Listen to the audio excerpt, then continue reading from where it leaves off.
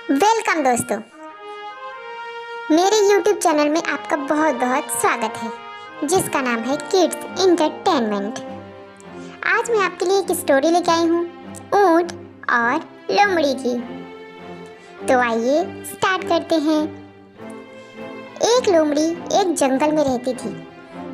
वह रोज जंगल के बीच खड़ी होकर देखती थी कि जंगल के उस पार, जंगल के अपोजिट साइड एक गन्ने का खेत है।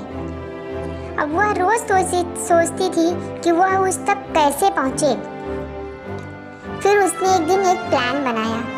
उसने सोचा कि जंगल और उस खेत के बीच एक नदी है, उस नदी को मैं पार कैसे करूं? मुझे तो तैरना ही नहीं आता।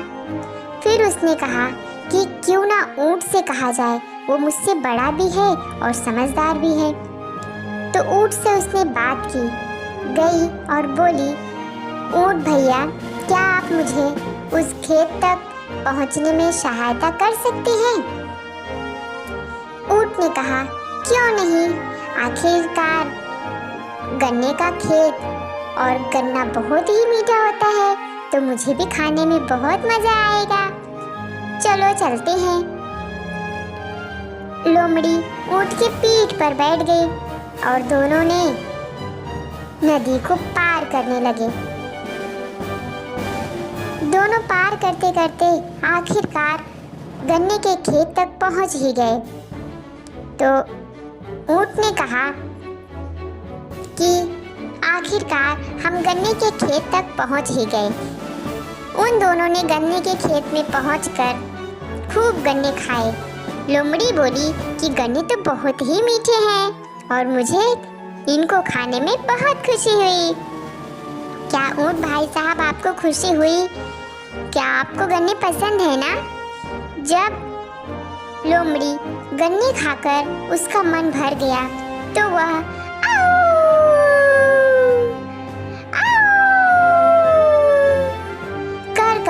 जोर जोर से चिल्लाने लगी। उसकी आवाज सुनकर जो पास में किसान काम कर रहे थे, वह किसान दौड़कर उनके पास आ गए और लोमड़ी छुपकर गन्ने के खेत में से भाग गई। भागकर एक कोने में जाकर छुप गई और ऊंट अपना इतना बड़ा शरीर लेकर गन्ने के खेत से बाहर कैसे निकलता? आखिर वह कैसे छिपाता? इसलिए किसान उनको पकड़कर, ऊंट को जब पकड़ लिए, पकड़ने के बाद उसको लगे मारने, बहुत मारे। ऊंट बेचारा लगा चिल्लाने, अरे भाई, इतना मार रहे हो, मार ही डालोगे क्या? इतना कहकर उन्होंने ऊंट को खदेड़ दिया। खेत से खदेड़ने के बाद ऊंट बेचारा आने लगा नदी के इस पार जंगल में। आते आते रास्ते में उसने लोमड़ी को देखा। लोमड़ी से पूछा कि तुम इतने जोर से चिल्लाने की तुम्हें क्या ज़रूरत थी? तुम इतने जोर से चिल्लाई, इसीलिए वो किसान हमें मारने के लिए दौड़ आए। लोमड़ी ने कहा, ऊंट भाई, मैं क्या करूं? हमारी आदत ही ऐसी होती है। हम खाना खाने के बाद जोर जोर से चिल्लाने लगते हैं।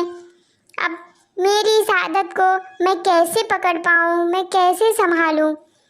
ऊंट ने कहा, ठीक है, आओ मेरी पीठ पर बैठ जाओ, हम नदी के उस पार चलते हैं।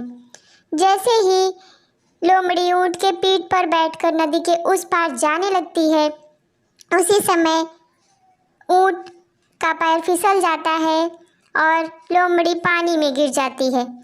लोमड़ी चिल्लाने लगती है, प्लीज़ ऊंट भाई साहब, प्लीज़ मुझे बचा लो, यह मेरी हैबिट है चिल्लाने की, क्या करूं मैं? और इतना कहकर वो फिर से जोर जोर से चिल्लाने लगती है,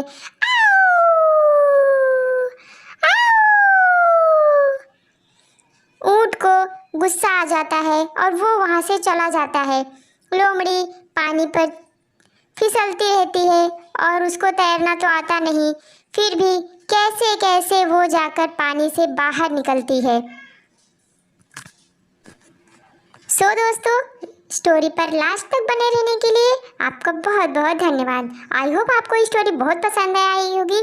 अगर पसंद आई है तो मेरे चैनल को सब्सक्राइब करें, मेरी वीडियोस को लाइक करें और ज़्यादा से ज़्यादा अपने दोस्तों में शेयर करें।